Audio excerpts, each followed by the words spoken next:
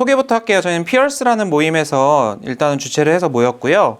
그 다음에 피어스 말고도 이제 제 개인 지인분들 초청해 주셔서 오신 분들이 꽤 계십니다. 그래가지고 오늘 끝나고 네트워킹도 있으니까 잘 참여해 주시면은 제일 좋을 것 같고, 물론 이제 사정이 있어서 가셔야 되면 어쩔 수 없지만 조금 저희 와인도 물론 비싼 건 준비 못했어요. 근데 그냥 즐길 정도는 준비했고요. 맥주랑 그다음에 음료수 정도 준비했고, 피자, 치킨 준비했으니까 시간 되시는 분들은 뒤풀이까지 참석하셔서 즐겨주시면 좋을 것 같습니다. 제가 일단은 시간을 좀 끌고 있어요. 사람들이 조금 한 분이라도 더 오시도록 시간을 끌고 있어서 굉장히 어색합니다. 할 말이 없어요. 그래서 일단 제 소개를 드리자면은, 저는 닥터컨트 이종진이라고 하고 활동 닉네임은 다 닥터컨트로 활동을 하고 있어요. 말씀 안 드려도 아시는 분들도 계시다시피 저는 MD고, 그러니까 의사고, 일반이고 미용 쪽에서 일을 하고 있습니다. 그래서 사실 경력은 미용 쪽은 경력이 짧고요. 사실 투자 경력이 더 길어요. 의사로서 일한 것보다 공부에 있는 경력에서 빼고, 그 다음에 이제 제가 2020년에 미용 일을 시작해서 한 5, 6개월하고 바로 개원을 해가지고 최종 경력이 2년 반도 안 되는 것 같거든요. 그래도 이제 투자는 2017년부터 했죠. 그래서 2017년부터 해서 투자 경력이 의사 경력보다 긴 좀 특이한 케이스입니다. 그래서 우리가 투자를 할 때, 처음 시작할 때 얘기를 조금 해드리면은, 저는 보통은 남들 말을 들으면서 투자를 시작하게 되는 경우가 많은 것 같아요. 여기에서 남들이라는 거는 어떤 전문가들 말이 제일 많을 거고, 사실 제일 많은 건 주변 친구죠. 주변 친구들 말이 제일 많을 거고, 그 다음에는 뉴스나 리포트, 뭐 이런 전문가들 말씀을 많이 듣고 투자를 시작하는 경우가 많은 것 같습니다. 하지만 우리가 전문가들 말이라고 다 신뢰를 할 수는 없거든요. 제가 29%라는 주식 투자 사이트 아시죠? 오늘 이 후원은 29%에서 해주는 겁니다. 그걸 말씀을 드려야 되는데 까먹었네. 오늘 뒤풀이 장소나 이런 공간 제공 같은 거 다 29%에서 하는 거고, 그 다음에 밸류에드 펀드를 이끄는 이부영 대표님께서 또 장소 제공을 해주셔가지고 우리가 이 자리에 모이게 됐습니다. 아무튼 제가 말씀드리고 싶은 거는, 전문가들 말이라고 다 믿을 수 없거든요. 우리가 29%라는 사이트에 제가 어젠가 올렸어요. 글 하나를. 과연 우리가 투자 전문가라고 부르는 애널리스트들, 뭐 아니면은 주식 증권사들, 그런 것에서 발행되는 리포트를 과연 우리가 믿을 만한가? 라는 주제에 대해서 글을 올렸거든요. 근데 재미있게도 오차율이 굉장히 커요. 오차율이 굉장히 커서 사실 이거를 보고 투자를 하면은 수익을 당연히 못 보는 정도의 리포트들을 발행하고 있거든요. 근데 제가 그들을 까려고 한 게 아니에요. 그 글에서도 분명히 명시했지만, 그들을 까려고 하는 게 아니라 그들은 전문가 맞아요. 근데 전문가의 말도 걸러서 들을 필요가 있다는 거죠. 왜냐면 전문가 말이라고 다 맞는 건 아니니까.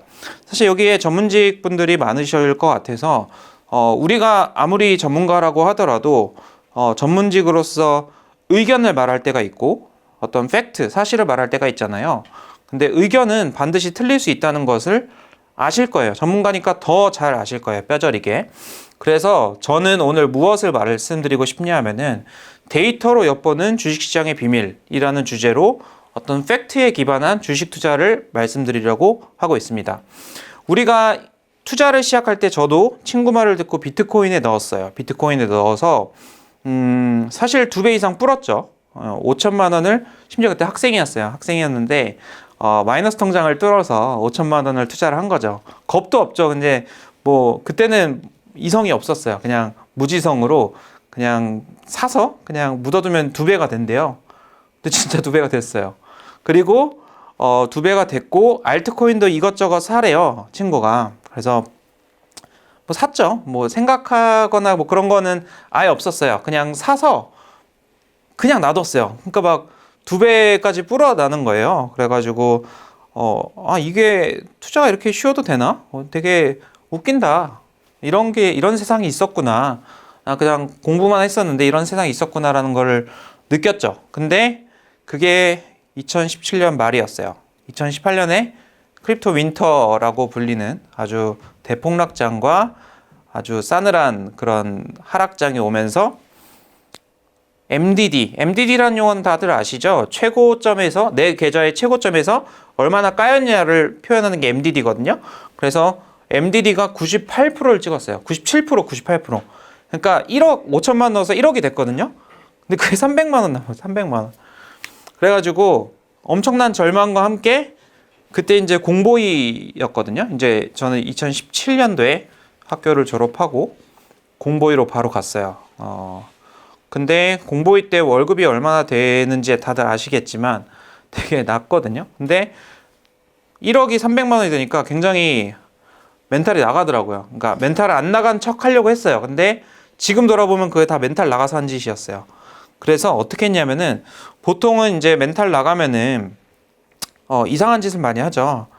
그래서 물을 탔어요. 물. 네. 그래서 근데 다행히도 이거는 운이죠. 제가 뭐 생각을 하고 한 건 아니에요. 1,500만 원인가 2천만 원을 더 물을 타서 알트코인에 심지어 더 담아놨어요. 당연히 더 떨어졌죠.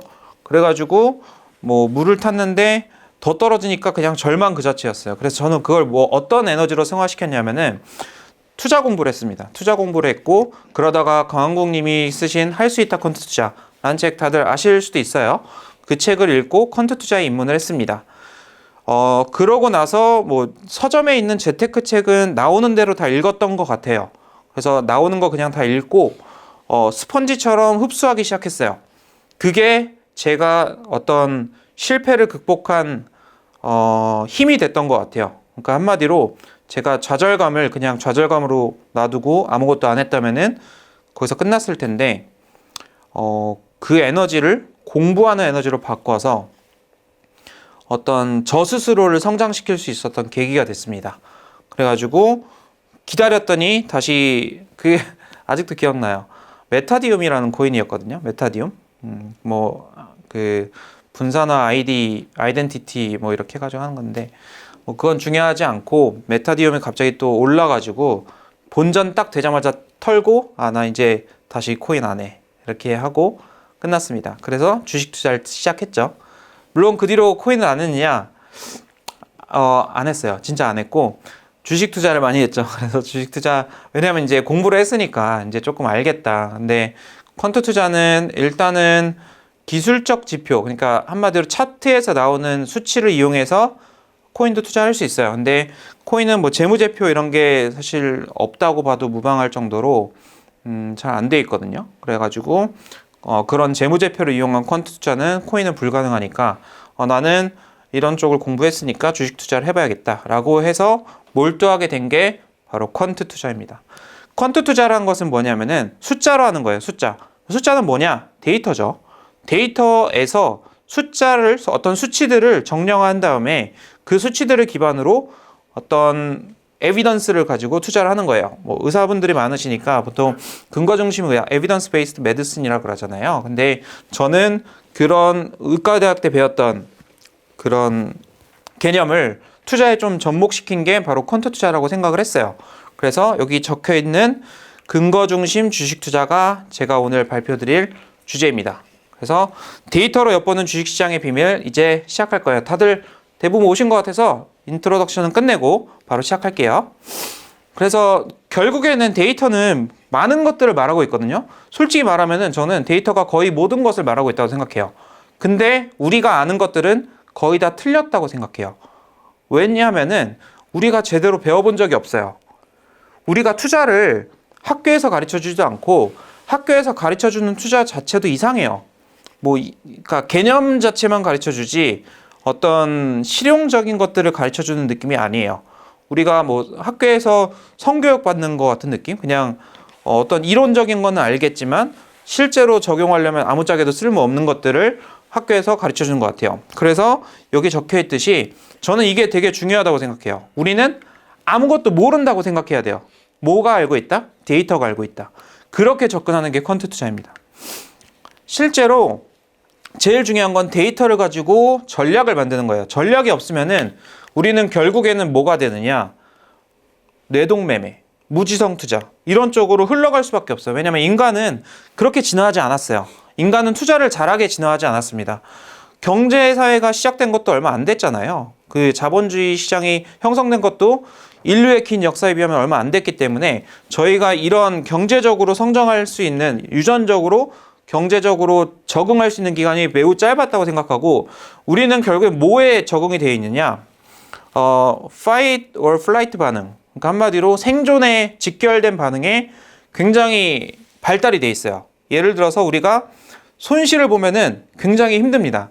그때 발동되는 게 그런 본능들이에요. 그런 본능들을 우리는 행동 경제학에서는 뭐라고 하냐면은 인지 편향, 아니면은 그냥 편향이라고 말하기도 하고, 그래서 어떤 예를 들면 손실 회피 편향, 확증 편향, 과거 후양 편향, 이런 것들이 있습니다. 그래가지고 그런 편향들을 우리가 본능적으로 그거를 따라갈 수밖에 없어요. 어떤 바이어스를 따라갈 수밖에 없어서 그걸 극복하기가 굉장히 힘듭니다. 그래서 전략이 있어야 돼요. 전략이 없으면은 우리가 주식을 사기 전과 후에 마음이 달라요. 왜냐하면 주식을 사서 물리기 전까지 모두 다 계획이 있어요. 물리고 나서 계획이 사라집니다. 물을 타거나 아니면은 이상한 짓을 해요. 갑자기 나는 이 주식 말고 딴 걸 살 거야, 그러면서 갑자기 손절을 하거나, 계획이 없던 손절, 계획이 없던 물타기, 이런 것들을 하게 됩니다. 그래서 결국에는 CAGR이라는 용어는 연평균 수익률이에요. 여러분들의 수익률, 그러니까 누적 수익률을 연평균 복리 수익률로 계산해서 구한 거예요. 그래서 한마디로 내가 연평균 10%의 수익률을 냈다 그러면 CAGR이 10%인 겁니다. 그래서 결국엔 여러분들의 전략이 여러분들의 수익률을 결정한다는 말이에요. 근데 여러분들은 전략이 있냐는 거죠. 명확한 전략이 있는 사람, 저는 솔직히 말해서 일반인들 중에서 단 한 명도 보지 못했어요. 왜냐하면 항상 전략이 바뀌어요. 그러면은 테스트가 안 됩니다. 여러분들이 전략을 매번 주관적으로 바꾸는데 테스트가 되겠어요? 그러니까 그거는 앞서 말했던 어떤 내 직관에 의한 투자, 감정에 의한 투자겠죠. 근데 저는 그걸 말하고 싶은 게 아니에요. 오늘은 어떤 전략적으로 데이터를 기반으로 통계를 내서 통계적으로 이 방법이면은 몇 퍼센트의 확률로 몇 퍼센트의 수익률을 낼 수 있겠다, 이런 것들을 정량화해서 그거를 알고리드믹 어떤 스트라테지로 만들어서 자동화된 투자를 돌리고 싶은 거예요. 물론 여러분들이 자동화된 투자를 구현하기는 쉽지 않았습니다. 과거형이에요. 쉽지 않았습니다. 요즘에는 꽤나 쉬워요. 그거를 근데 오늘 다 설명드리긴 힘들 것 같아서 예시만 가져왔어요. 전략만 가지고 왔습니다. 그래서 우리가 결국 아는 것들이 얼마나 잘못됐는지 보여드리고 싶었어요.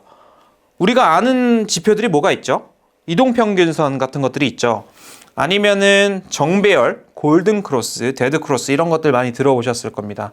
또 수급 지표를 많이 사용하죠. 외국인 수급이 얼마냐, 기관 수급이 어땠다, 순매수했다, 순매도했다, 이런 말들 많이 들어봤을 겁니다. 한번 점검해 보자고요. 데이터로 보면 어떻게 나오는지. 결국에는 이게 제일, 저는 항상 투자할 때 제일 중요하다고 생각해요. 뭘 아느냐가 중요한 게 아니라 결국에는 내가 뭘 안다고 하더라도 절대 거기서 컨피던트 하면 안 돼요. 왜냐면은 무조건 틀릴 가능성이 있기 때문이죠. 우리가 주로 컨피던트 한 게 뭐냐면은 어떤 주식을 사기 전에 혹은 산 후에 주식과 사랑에 빠지게 됩니다. 그런 말들 많이 들어보실 거예요. 주식과 사랑에 빠지지 말, 종목과 사랑에 빠지지 말. 근데 그거 되게 많이 해요. 그거는 인간의 본능이에요. 왜냐하면 내가 한 선택을 후회하고 싶지 않거든요. 본능적으로. 나는 오라. 그래서 내가 어떤 종목을 사면은 그 종목에 대한 좋은 뉴스만 수집하고 호재만 수집합니다. 그러면서 결국엔 계속 컨피던스가 강해지면서 결국에는 거기에 사로잡혀서 내가 이성적인 판단을 못하게 됩니다. 보여드릴게요. 자, 이게 뭐냐면은 여기 보시면은 이게 누적 수익률이고 CAGR이에요. CAGR 마이너스 2%로 나와 있습니다. MDD 85%로 나와 있어요. 이게 무슨 전략일까요? 그 유명한 골든크로스에 사서 골든크로스에 파는 전략입니다. 결과 이래요. 이 수익률 그래프 보시잖아요. 완전 엉망이에요. 우상향한 적이 단 한 번도 없어요. 근데 이거를 어떻게 하죠? 사람들은 우리 주식 기술적 지표 책 보면은 골든크로스는 매수 신호다, 데드크로스는 매도 신호다, 이렇게 막 강의를 하고 그게 도서로 막 퍼져나가고 있어요. 근데 실제로 검증해보면 이렇다니까요. 이게 젠포트라는 백테스트 툴로 검증을 한 건데 결국에는 연평균 수익률 마이너스 2%를 기록했고 MDD는 85%, 내 전체 계좌에서 85%가 까인 적이 있는 굉장히 비상식적인 투자예요. 근데 아직도 뉴스가 나와요. 우승 종목이 골든 크로스를 기록했다. 물론 뭐 자동 생성된 뉴스일 거라고 판단을 해요. 사람이 쓴 건 아니고. 근데 뉴스가 아직도 나옵니다. 그런 어떤 신문사 같은 거 보면은 어떤 종목, 어떠한 이유로 골든 크로스 기록. 아무 의미 없어요. 왜냐면은 이론을 좀 설명해 드리자면은 이동평균은 가격을 따라가는 후양 지표예요. 당연하겠죠. 평균을 낸 거니까 최신의 가격을 따라가지 못해요. 가격이 이렇게 오르잖아요. 이동평균은 한 박자 늦게 올라요. 그게 골든 크로스가 일어났다는 거는 매수 신호가 아니라 후양 지표이기 때문에 상승했다는 증거죠. 앞을 예측하는 지표가 아니라 증거라고요. 증거. 근데 그거를 아직도 사용하고 있습니다. 자, 다음 그래프 볼게요. CAGR이 골든 크로스를 1일 사서 골든 크로스가 딱 일어났을 때 사는 거예요. 어떤 종목을 사서 1일 뒤에 매도한 게 CAGR 마이너스 23% 나왔습니다. 연마다 23%씩 까이는 거예요. 5일 보유한 뒤 팔면은 마이너스 12%, 10일 보유한 뒤 팔면 마이너스 1%, 20일 보유한 뒤 팔면 6%, 30일 보유한 뒤 팔면 5%, 40일 보유한 뒤 팔면 3%. 그러니까 한마디로 시장 수익률을 못 따라갔어요. 시장 수익률이 몇 프로예요? 보통 우리 전체 주식시장 평균적으로 한 8%, 부동산 시장도 마찬가지예요. 그냥 마켓의 CAGR은 한 8% 정도 된다고 보면은 무난해요. 물론 차이는 있지만. 근데 우리가 골든 크로스에 사서 한 달 보유한 게 제일 많이 나왔지만 그것조차도 6%예요. 그래프 어떻게 그려지냐면요. 막 그려져, 막. 그러니까 우상향 그래프가 절대 그려지지 않아요.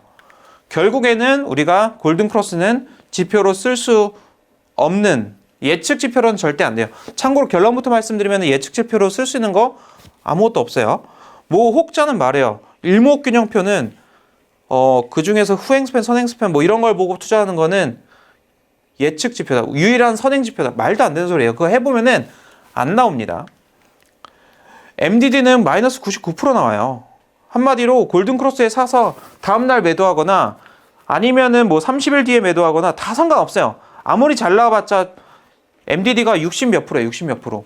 그러니까 이런 투자를 할 수는 없잖아요. 근데 이거를 책에서는 다 이렇게 설명하고 있다니까요. 정배열 마찬가지예요. 이게 무슨 그래프냐면은 여기 아래로 쭉 내려가는 이 빨간색 그래프거든요. 아래로 쭉 내려가죠. MDD 98% 나옵니다. 이게 뭐냐면은 그 유명한 정배열이에요. 정배열에 사서 정배열이 깨질 때 파는 전략이에요. 이렇게 나온다니까요. 근데 여러분들 기술적 지표 차트 책 같은 거 보면은 정배열인 종목을 찾으래요. 그리고 정배열이 깨지면 팔래요. 이렇게 나오는데 말이 안 되죠. 근데 이렇게 강의를 하고 있어요. 많은 사람들이 이렇게 강의를 하고 있고 많은 사람들이 책을 이렇게 쓰고 있어요. 제가 볼 때는 테스트 안 해본 거죠. 그냥 이론만 가지고 한 거예요. 테스트 안 해보고. CAGR 마이너스 19% 나옵니다. 이거 뭐냐면 정배열을 이뤄졌을 때 딱 사서 1일 뒤에 팔거나 5일 뒤에 팔거나 10일 뒤에 팔거나 20일 뒤에 파는 그래프예요. CAGR 다 망가지죠. 다 마이너스예요. MDD 마찬가지로 다 높습니다. 제일 낮아봤자 75%예요. 내 계좌 75% 없어지는 거예요. 그 다음에 이거는 기간수급인데 이거 잘못된 거예요. 마이너스 15%입니다. 제가 잘못 그렸어요. 초대형주를 제외한 거는 왜 제외하냐면 초대형주는 원래 수익률이 안 좋아요. 원래 수익률이 안 좋고 초대형주를 제외한 거는 수익률을 조금이라도 높여보고자 한 거예요. 근데 기간수급 순서대로 1일, 5일, 10일, 20일 보유이 매도하는 걸로 했는데 그나마 기간수급이 들어왔을 때 제일 많이 들어온 그 순매수 종목 순위가 있을 거 아니에요. 그걸 보유하고 한 달 동안 보유하고 파는 전략을 계속 반복하면은 그래도 1년에 12%는 벌 수 있는 거예요. 그나마 의미가 있죠. 그나마. 아까보단 낫죠. 근데 이것도 할 수 있는 투자냐? 그걸 보면은 MDD를 보면 그런 말 안 나올 거예요. MDD 56%예요. 그냥 전체 계좌에서 절반 까인 적이 있다는 투자예요. 결국엔 이런 거는 할 수 있는 투자가 아니라는 거죠. 물론 이렇게 해가지고 CAGR 몇십 프로 나오면 할 수 있죠. CAGR 20%에 MDD 30% 견딜 수 있죠. CAGR 30%에 MDD 50% 견딜 수 있을 거예요. 왜냐면은 벌어놓은 게 있다면. 근데 아까는 CAGR 12% 처참하잖아요. 그걸로 MDD를 50% 견딘다? 굉장히 비합리적입니다. 외국인 수급은 더 처참합니다. 외국인 수급은 사실 외국인 수급은 어떤 지수를 볼 때는 의미가 있을 수 있어요. 지수. 그리고 대형주를 볼 때는 좀 의미가 있을 수 있어요. 근데 이런 초대형주 제외하고 보잖아요. 그러면은 마이너스 24% 나와요. 1일 보유하고 팔았을 때입니다. 5일 보유하고 팔았을 때, 10일 보유하고 팔았을 때, 20일 보유하고 팔았을 때 다 마이너스예요. 아예 하면 안 되는 숫자입니다. 외국인 수급은 참고만 하세요. 이거는 진짜 반영이 잘 안 돼요. 그리고 기관 누적 수급은 그나마 조금 의미가 있어요. 근데 이렇게 해서는 의미가 없습니다. 왜냐하면 초대형주 제외했고 기관 수급 순서대로 1일 보유하고 매도, 5일 보유하고 매도, 10일 보유하고 매도, 20일 보유하고 매도 해도 이렇게 나오니까 별로 의미는 없는데 어떨 때 의미가 있냐면은 이걸로 좋은 전략을 만들 때 의미가 있어요. 좋은 전략을 만드는 거 좀 이따 보여드릴 거예요. 기간 수급, 기간 누적 수급은 좋은 전략을 만들 때는 의미가 있습니다. 분명히 있어요. 이거는 여기서는 오늘 강의에서는 말씀 안 드릴 거지만 제가 백테스트를 수만 번 하면서 깨달은 거예요. 외국인 수급은 별로 도움 안 된다. 기간 누적 수급, 기간 수급 도움 된다. 그리고 기간 연속 수급도 도움 돼요.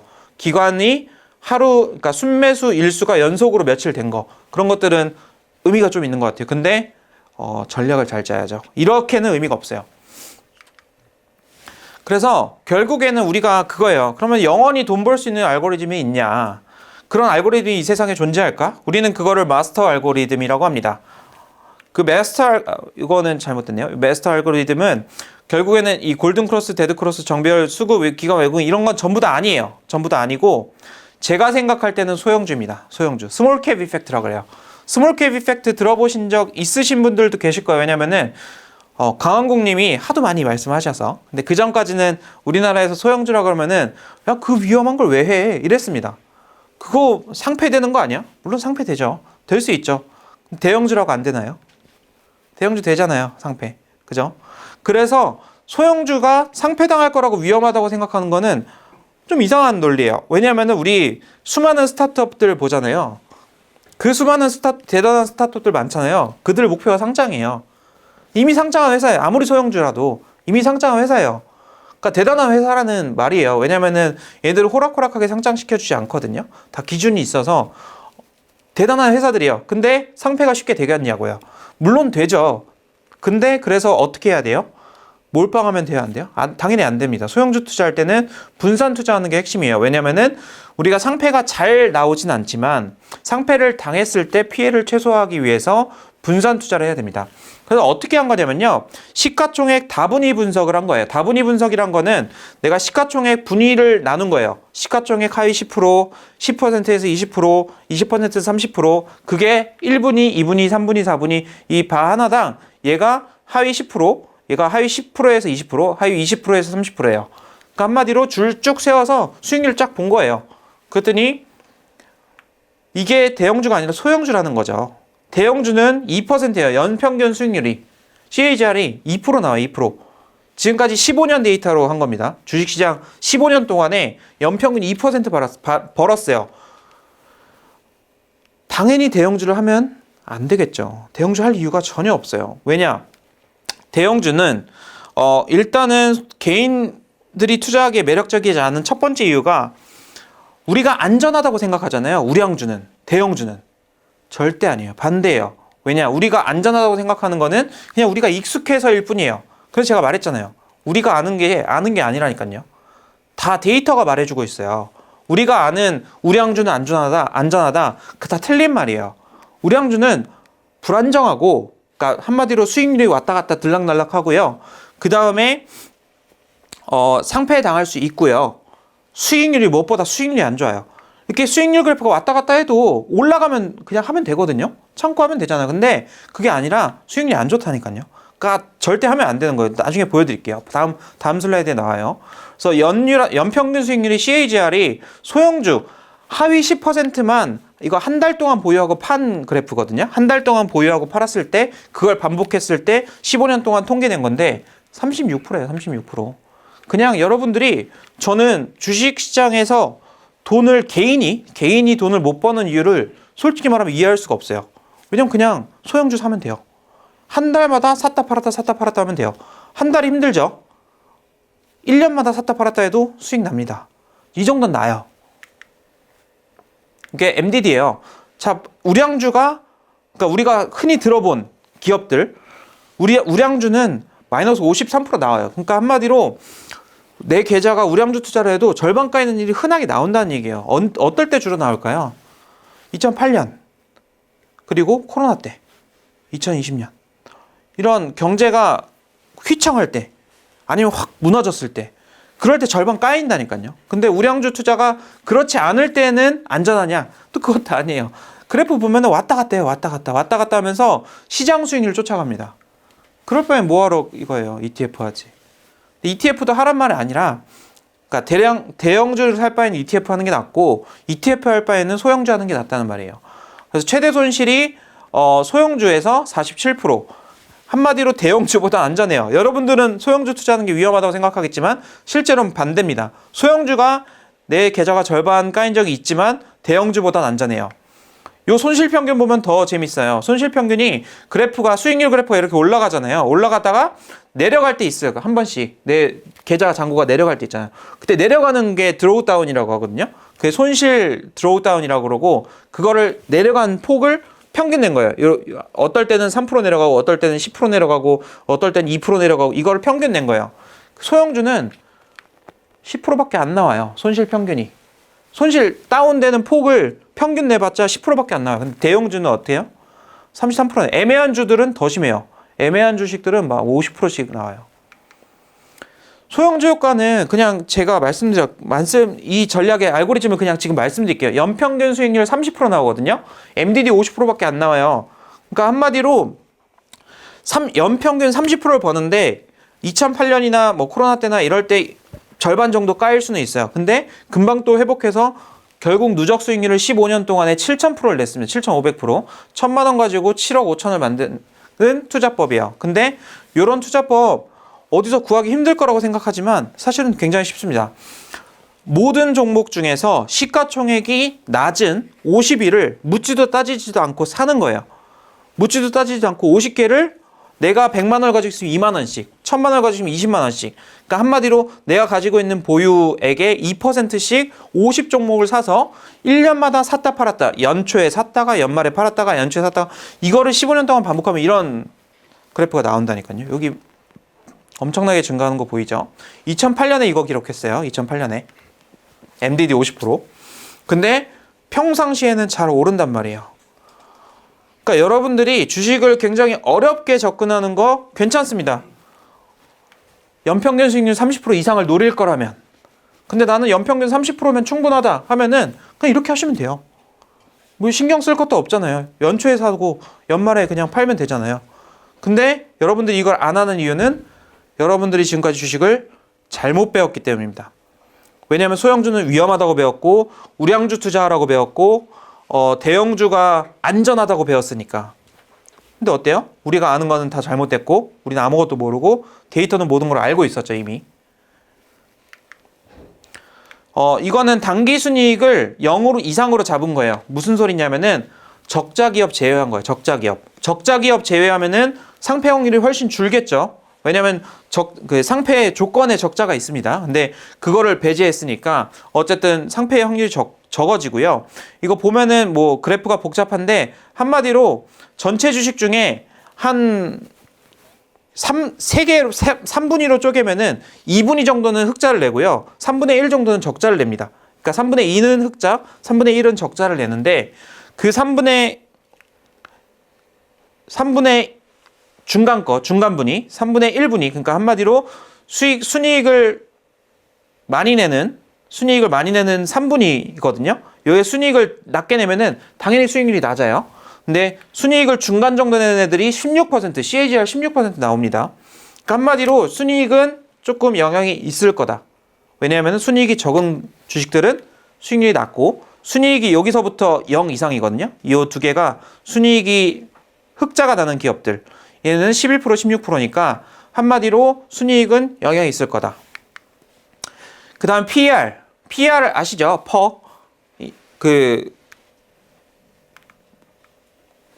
까먹었다. Price Earning Ratio. 생각났어요. Price Earning Ratio라 그래서 PER 1분위부터 해가지고 1분위가 제일 낮은 거예요. PER. 10분위가 제일 높은 거예요. 높으면 당연히 수익이 안 나죠. 왜냐하면 PER은 낮을수록 기업이 저평가되어 있어서 오를 가능성이 높다고 평가되는 지표입니다. 그렇게 분석하는 지표예요. 그래서 PER 1분위가 27%의 연평균 수익률을 기록했어요. 그래가지고 손실평균은 갑자기 드로우다운 에버리지가 이렇게 증가합니다. 갑자기 증가하죠. 여기 이 상위 분위로 갈수록. 그래서 이거는 어떤 그래프냐면요. 요 그래프인데요. CAGR 아까 30% 나왔는데 지금 40% 나오죠. MDD 50% 비슷합니다. 근데 이건 어떤 거냐면은 아까 말씀드렸던 흑자 기업 플러스 PER 낮은 것들 그거 조건을 가미해서 전략을 만든 거예요. 소형주만 했으면은 CAGR 30% 연평균 30%인데 어떤 팩터들을 가미하면은 재밌게도 CAGR이 올라가는 현상이 일어난다. 왜냐하면 아까 봤듯이 이 흑자 기업 CAGR 높고 이걸 팩터로 분석을 했잖아요. 그 다음에 연평균 수익률이 PER 낮을수록 높고 이걸 분석했으니까 그걸 조합했을 때도 좋게 나오는 거죠.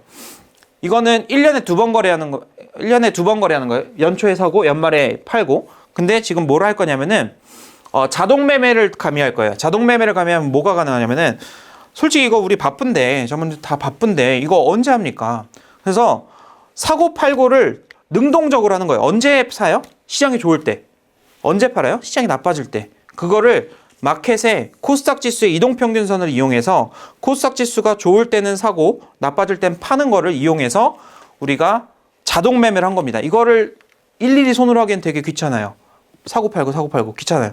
자동 매매를 끼면은 이런 그래프도 만들 수 있어요. MDD 절반으로 다운시켰죠. CAGR은 비슷하게 유지되죠. 46% 나옵니다. 물론 그래프가 최근에 꺾이긴 하지만 아까 봤던 그래프들 이런 그래프들보다 더 안정적으로 나오는 걸 볼 수가 있어요. 더 우상향 그래프가 예쁘게 나오죠. 이렇게 볼 수 있어요. 이거 CAGR 46%면요. 16년 동안에 수익률, 누적 수익률 45,000%입니다. 그러니까 이렇게 할 수 있어요. 물론 45,000%가 다 나오진 않겠죠. 왜냐면은 여러 가지 우리가 매수를 했는데 잘 안 될 때도 있고 매도를 했는데 잘 안 될 때도 있어서 오차가 날 거예요. 그래도 이거 절반 정도만 따라가도 15년 동안 2만% 수익 난 거예요. 2만%. 할만하죠. 이건 아까 제가 기간수급이랑 누적기간수급은 의미가 조금 있다고 했어요. 그 중에 저는 기간수급이 상당히 재밌게 잘 쓰고 있는데 기간수급을 마켓 타이밍은 아까 말씀드렸듯이 장이 좋을 때 들어가고 장이 나쁠 때 파는 겁니다. 마켓 타이밍을 가미하고 주가의 관성현상. 주가는 한번 오르면은 하루 이틀이나 오를 확률이 높아요. 여러분들이 생각할 때는 한번 오르면 폭락할 확률이 높다고 그랬잖아요. 좀 장기적으로 보면 그래요. 장기적으로. 한번 오른 게 한 일주일 있다 팔면은 내려갈 확률이 높아요. 근데 오른 거를 다음날 보면은 오를 확률이 더 높아요. 그래서 그런 관성현상을 이용하고 주가는 하루 종일 올라갔다가 내려갔다가 올라가는 경향을 보이거든요. 코스닥 종목이 더 심하고 코스피 종목도 있어요. 그런 일중 변동성을 이용해서 기간수급도 가미해서 하면은 CAGR 몇 프로 나와요? 55% 나와요. 16년 동안에 누적 수익률이 11만 5천%예요. 11만 5천%. MDD 27%밖에 안 되는데 물론 최근에 꺾였지만 이런 적은 2008년에도 있었고 이때도 있었어요. 이거는 뭐 좋아질 수도 있고 나빠질 수도 있지만 어쨌든 이게 그 전략이 망가진 건 아니에요. 왜냐면 최근에 하락장이었잖아요. 그냥 어차피 좀 반영이 됩니다. 반영이 되긴 돼요. 그래서 이런 연평균 수익률 55% 전략도 자동 매매를 이용하고 데이터를 적당히 섞어서 좋은 알고리즘을 만들면은 가능하다. 그래서 데이터베이스드 인베스트먼트의 예시를 보여주고 싶어요. 사실 오늘 29%의 스폰서를 받았다고 말씀드렸잖아요. 그래서 29%를 활용해서 실제로 적용을 해서 자동 매매한 그 알고리즘을 짠 거를 보여드릴게요. 종가 베팅이라는 게 있어요. 종가 베팅 뭔지 들어보신 분 있을 거예요. 종가에 사서 물론 종가 근처에 사서 3시 이후에 사서 그 다음날 파는 거예요. 여러분들 주식을 오래 갖고 있으면 위험할까요? 안전할까요? 장기 투자하면? 위험해요. 장기 투자 되게 위험한 거예요. 왜냐하면은, 그러니까 여러분들 잘못 배웠다니. 주식에 우량주를 사서 장기 투자하라고 배웠잖아요. 아까 CAGR 10% 미만 나와요. 그런 투자 할 바에 안 하는 게 나아요. 근데, 주식을 오래 들고 있는 게 왜 위험하냐면은, 주식은 변동성이 있는 위험 자산이잖아요. 주식의 정의 자체가 위험 자산이라고요. 그거를 짧게 들고 있는 게 안전하겠어요? 길게 들고 있는 게 안전하겠어요? 당연히 짧게 들고 있는 게 안전하죠. 근데 우리가 안전하다고 판단하는 기준이 어떤 감정이에요, 감정. 주식을 오래 들고 있으면 우상향하니까 안전하겠지? 상폐된다니까요, 대형주도. 그러니까 그런 거를 믿으면 안 돼요. 데이터만 믿어야 돼요. 데이터는 주식을 짧게 들고 있을수록 MDD를 적은 알고리즘을 만들 수 있습니다. 해보니까 정말 그래요. 그래서 어쨌든 종가 베팅이란 거는 종가 근처에 사서 다음날 파는 전략이에요. 보유율이 1일 미만이에요. 뭐 1일 좀 더 될 수도 있는데 그거는 손매매 할 땐 그렇고 알고리즘 할 때는 짧을수록 안전하니까 1일 미만으로 잡았습니다. 우리 29%에 있는 그 포스팅을 이용해서 전략을 만들어 보는 예시를 보여드리는 거예요. 그래서 여기서 이 글에서 29% 글에서 프리미엄 컨텐츠인데 그래서 매매 종목 조건을 종가 등락률 10% 이상인 종목을 골랐어요. 자, 왜 10% 이상인 종목을 골랐죠? 제가 아까 뭐라 그랬죠? 주가는 관성 현상이 있어서 한번 오른 종목은 다음날 오를 확률이 높다니까요. 한번 내린 종목은 다음날 내릴 확률이 더 높아요. 그러니까 한마디로 주가는 관성 현상이 있으니까 다음날 오를 거를 고르려면은 급등한 종목에서 골라야 돼요.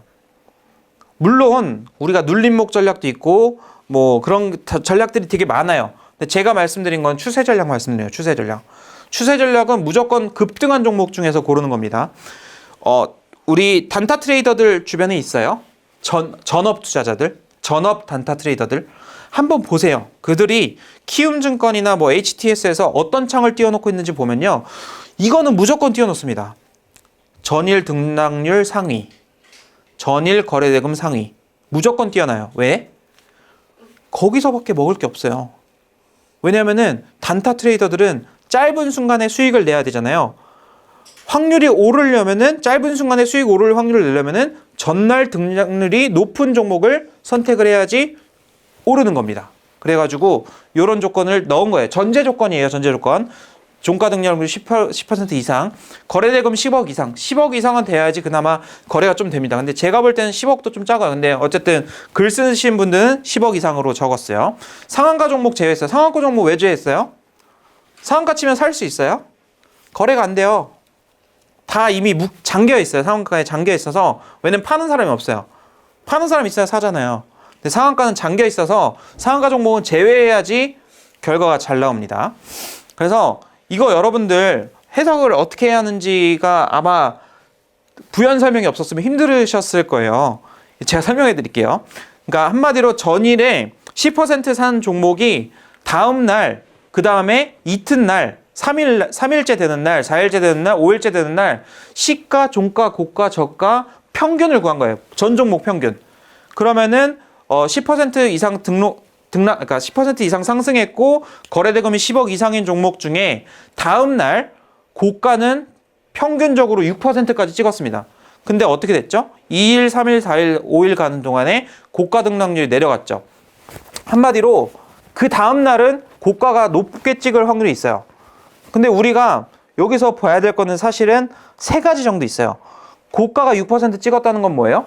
우리가 자동 매매로 익절선을 6% 찍었다면은 평균적으로 익절을 했다는 겁니다.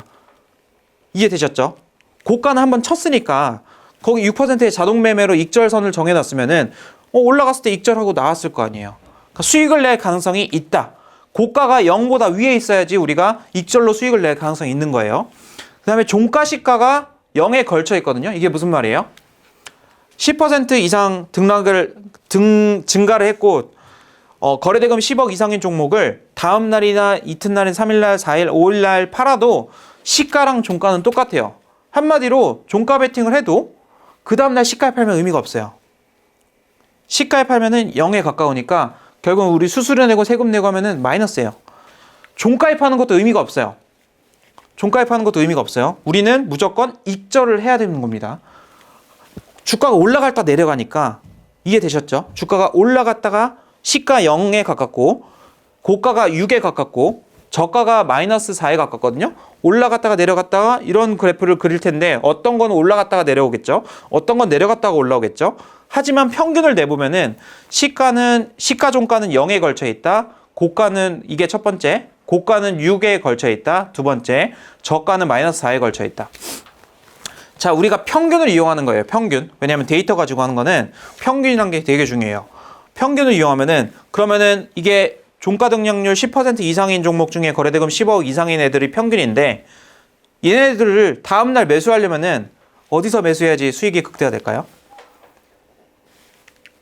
시가에 매수해도 수익을 낼 수는 있겠죠. 하지만 평균 값을 보면은 마이너스, 시가보다 마이너스에 매수하는 게 이득일 겁니다. 왜냐하면 내려갔다 올라오는 게 평균이잖아요. 올라갔다 내려가든. 어쨌든 저가 평균은 마이너스 4%를 찍으니까 얘가 평균을 내면 저가는 마이너스에 있단 말이에요.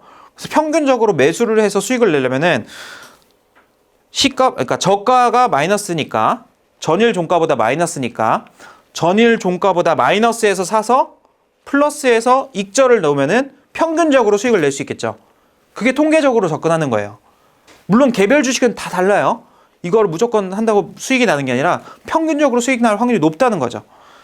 그리고 얘네가 고가가 내려오고 저가도 올라가고 이거를 이제 변동성이 줄어든다고 표현하는데 주가의 등락폭이 줄어든다고 표현하는 걸 평균적으로. 근데 우리가 수익을 내려면은 변동성이 있는 주식을 사야 돼요? 변동성이 없는 주식을 사야 돼요? 단타에서, 단기 트레이딩에서? 당연히 변동성이 큰 종목을 선택해야 됩니다. 변동성이 없는 종목은 주가가 안 움직여요. 단타에서 우리 시간 회전율이 생명인데 변동성이 없으면 수익을 낼 수가 없잖아요. 그러니까 당연히 변동성이 큰 걸 선택해야 돼서 보유일이 길어질수록 변동성이 줄어드니까 보유일은 짧은 게 낫겠다. 아까 그 소리 반복이에요. 보유일 짧은 게 안전합니다. 왜냐면은 수익 낼 가능성도 높고 주가의 관성 현상 때문에 고가도 더 높게 형성되고. 이해됐죠? 고가 등락 평균이 고가는 1, 2, 3, 4, 5, 1 될수록 낮아지고요. 연도별로 나눈 거고요.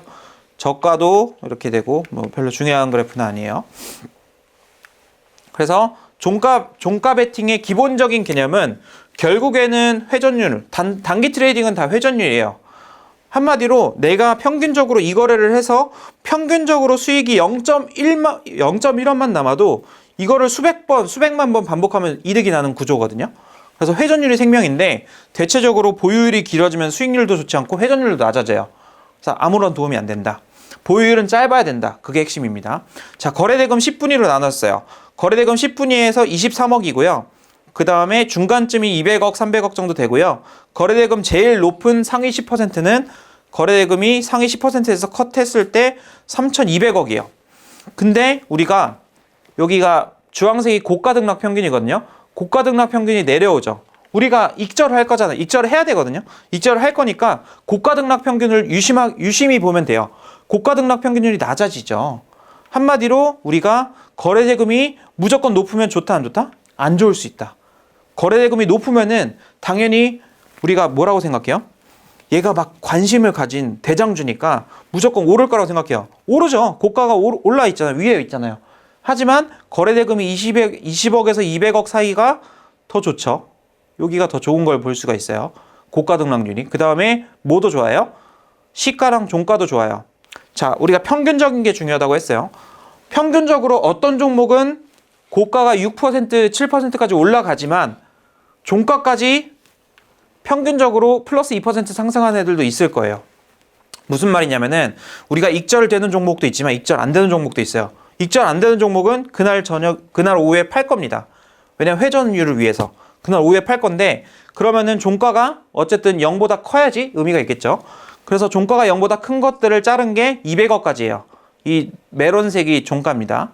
그래서 종가가 0보다 큰 것들. 그러니까 한마디로 익절 못하고 보유하고 있다가 종가에 팔아도 장 마감할 때 팔아도 익절 볼 확률이 200억까지, 20억에서 200억까지. 자, 이런 논리를 계속 볼 거예요. 회전율은 뭐냐면은 시가총액으로 나눈 거예요. 거래대금을. 그러면 시가총액이 3천억인데 거래대금이 3천억이다. 회전율 100%. 그냥 다 회전됐다. 시가총액만큼. 그런 의미인데 어쨌든 회전율이 높아질수록 낮아지는 경향이 보이죠. 낮아지는 경향이 보인다는 거 인지하셨으면은 회전율은 시가총액 대비 거래대금은 작을수록 좋다는 거예요. 시가총액 자체는 별로 의미가 없었어요. 근데 종가 등락률, 그러니까 우리가 10% 이상만 봤잖아요. 그래서 10%가 1분인데 10% 뭐 쭉 가는데 결국에는 이쪽으로 오면은 종가 등락률이 낮아지죠. 별로 좋은 사인은 아니죠. 아까 말씀드렸잖아요. 내가 익절 안 하고 종가까지 들고 있을 수도 있는데 그때 플러스로 와야지 좋은 거라고. 그래서 보면은 한 20%까지는 괜찮은 것 같아요. 평균적으로 20%까지는. 그래서 10%부터 20%가 나쁘지 않다. 전일 종가 등락률. 그래서 다음 배는 IBS라는 거예요. IBS는 주식 캔들이 이렇게 있잖아요. 그 다음 위에 꼬리 있고 아래 꼬리 있잖아요. 이 종가가 고가에 가까울수록 IBS가 높아져요. Internal Bar Strength예요. 그래서 우리가 종가가 고가에 가까우면 100, 종가가 저가에 가까우면은 0의 값을 가지는 게 IBS예요. IBS가 낮으면 낮을수록 좋다고 나와 있어요. 이런 경향성 보이죠? 종가 시가도 이렇게 경향성 보이죠? 그래서 IBS는 낮을수록 좋다. 이거 다 29%에 읽는 글 가지고 온 거예요. 제가 한 거 아니에요. 저 이런 거 못해요. 지수 시가 대비, 그러니까 코스닥 지수나 코스피 지수가 0보다 클 때 의미가 있죠. 0보다 클 때 의미가 있어요. 왜냐면 0보다 작으면은 종가 등락률이 마이너스로 갈 확률이 높죠. 당연한 거죠. 시장이 좋으면은 다음날 상승할 확률이 높잖아요. 그거 말해놓은 거예요. 그래서 지수가 클수록 좋은 거다. 그래서 결국에는 우리가 의미 있는 보조지표 찾았어요. 거래대금 20억에서 200억 사이 좋아요. 회전율 낮을수록 좋아요. 거래대금 증가율은 우리 여기선 안 볼 거예요. 제가 안 가져왔어요. IBS 낮을수록 좋아요. 저가에 가까울수록 좋아요. 윗꼬리가 달릴수록 좋은 거예요.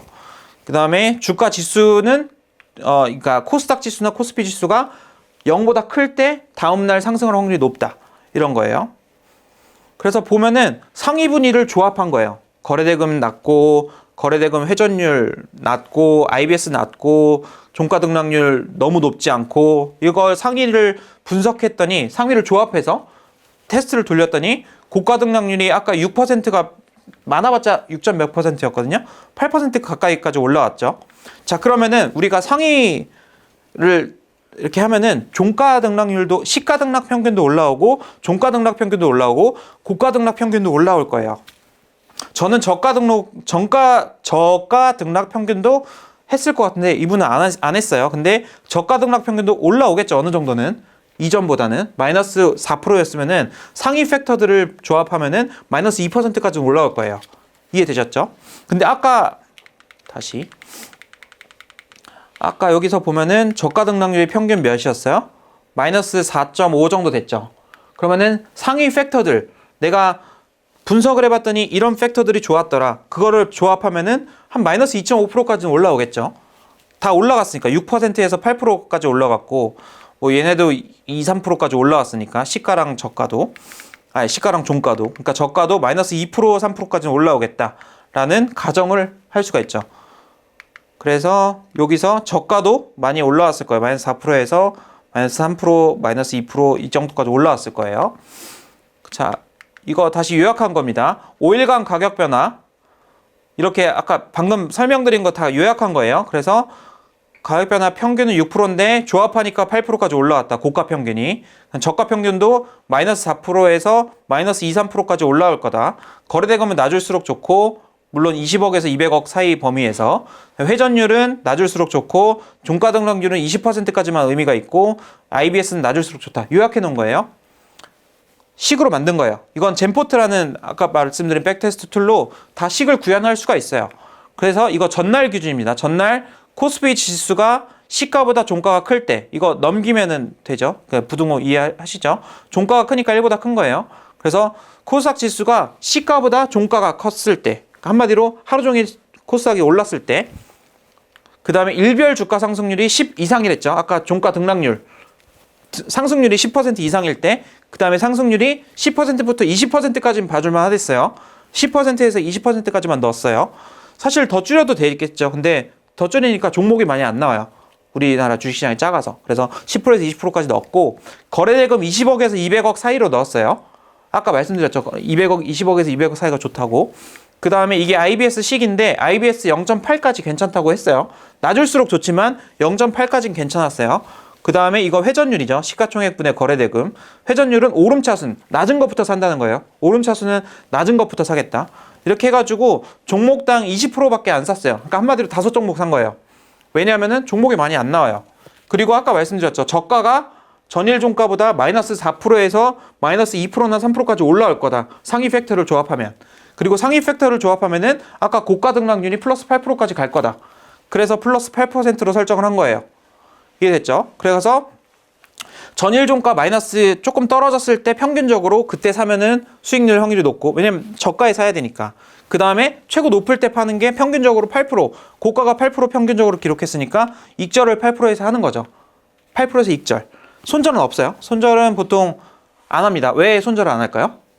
해도 돼요. 해도 되는데 손절이 짧으면 이게 주가가 우리가 종가 등락률이, 그러니까 주가 상승률이 10% 이상인 거니까 변동성이 큰 애들이에요. 손절 짧게 잡잖아요. 손절 막 5% 잡잖아요. 손절만 하다 끝나요. 왜냐면 주가가 이렇게 움직이는 게 아니라 이렇게 움직이거든요. 그러니까 위아래로 등락하면서 움직이니까 아래로 갔을 때 손절만 하다 끝나요. 그래서 손절가 넣으려면 10% 이상으로 넣어야 돼요. 근데 어쨌든 저는 안 넣었습니다. 왜냐면 어차피 0일 그날 사서 그날 팔 거거든요. 손절가 안 넣었어요. 그랬더니 이렇게 나와요. 연평균 수익률 24% 나오고요. MDD 10%도 안 나와요. 이 방법으로 투자하니까.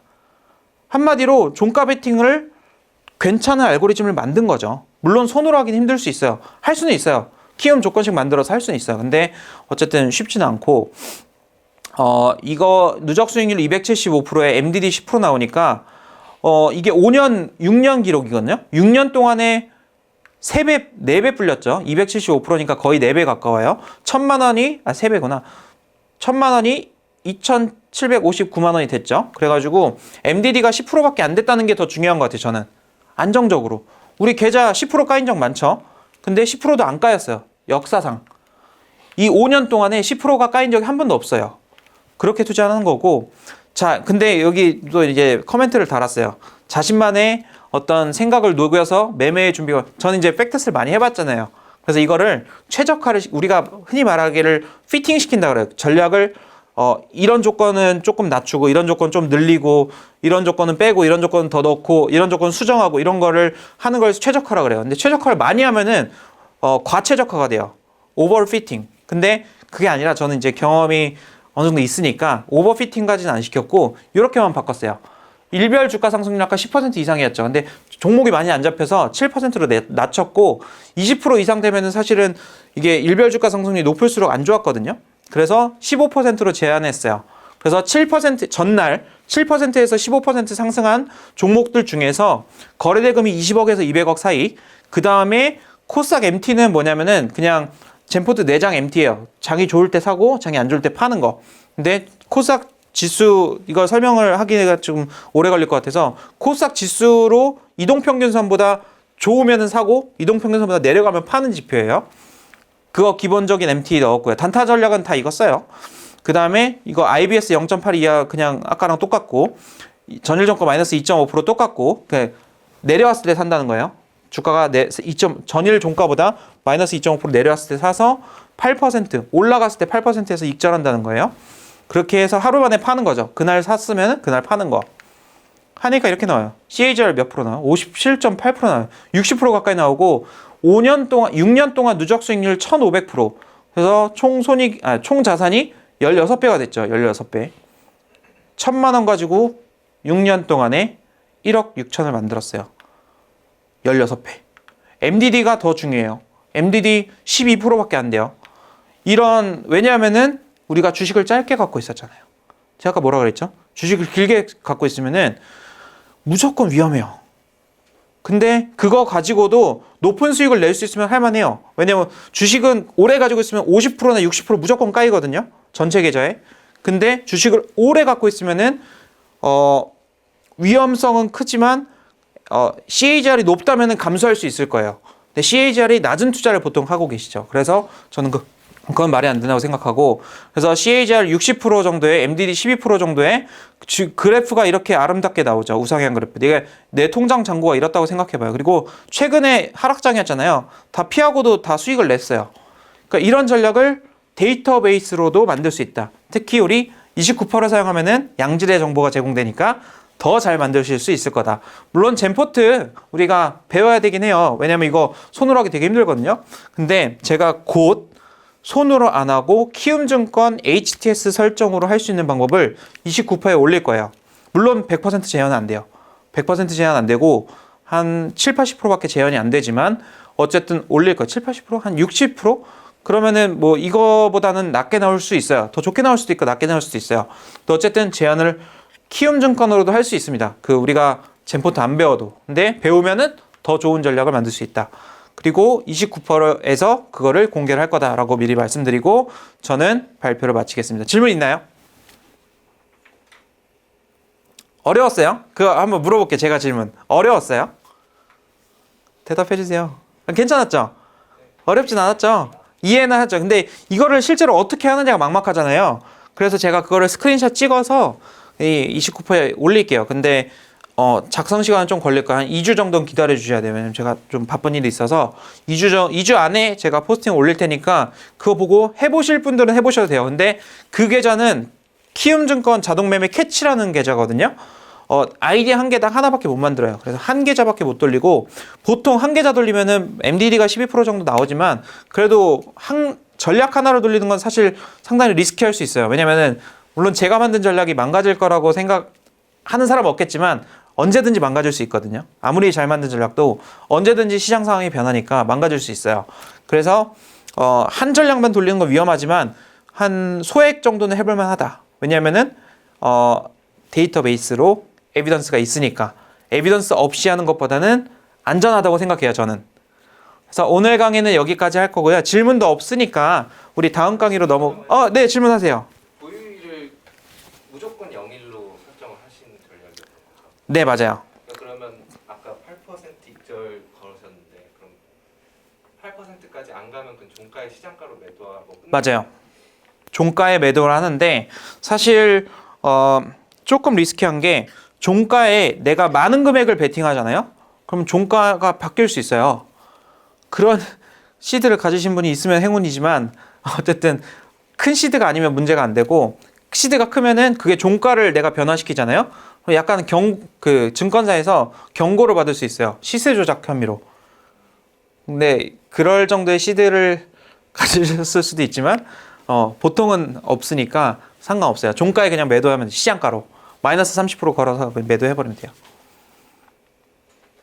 또 질문 있나요? 좋은 질문이었습니다. 0일 무조건 0일이에요. 이거는 왜냐면은 사실은 저는 어떻게 하냐면은 지금 이거는 3시 20분에 매도를 해서 20분부터 30분까지 동시효과잖아요. 30분에 딱 주문 체결이 되거든요. 근데 저 같은 경우는 이걸 만약에 손으로 할 거면 어떻게 할 거냐면은 3시 15분에 팔고 3시 15분에서 20분 사이에 다시 주문을 할 거예요. 그러면 회전율 엄청 올라가니까. 물론 백테스트 결과는 달라져요. 근데 어쨌든 저라면 그렇게 할 것 같은데 그거는 뭐 고급적인 얘기고 그러면 회전율을 증가시키고 거기다가 이제 또 증거금 태울 수 있어요. 그러니까 한마디로 레버리지를 태울 수 있어요. 증거금 40% 계좌나 그러니까 이걸 설정을 그렇게 해가지고 근데 그거는 이제 수동으로 해야 되는 거고 아니면은 자동매매 봇을 따로 만들어야 되는 거고 고급화된 얘기긴 하지만 아까 50 몇 프로 나왔잖아요. 그거 증거금 태우면은 레버리지 돼서 2배 이상 증가하거든요. 거기다가 주식 담보대출이란 게 있어요. 주식 담보대출, 그러니까 매도 대금 담보대출. 그걸 활용하면 레버리지 4배까지 돼요. 그래서 아까 50 몇 프로였잖아요. 4배 할 수 있어요. 200%. 물론 이제 시드가 그렇게 되다 보면은 평생 200%는 못 벌죠. 어느 정도 커지면 아까 말씀드렸다시피 내가 주가를 조작하게 되기 때문에 흔들기 때문에 안 되는데 어쨌든 그런데 그러면은 MDD도 4배 돼요. 아까 12%였잖아요. MDD 4배 돼서 한 50% 가까이 되는 거예요. 근데 어쨌든 저는 레버리지를 권장하는 건 아니고 그냥 제가 29%에 올려드릴게요. 하는 법, 키움증권 하는 법. 또 질문 있나요? 없으면은 5분만 쉬었다 할까요, 부영 대표님?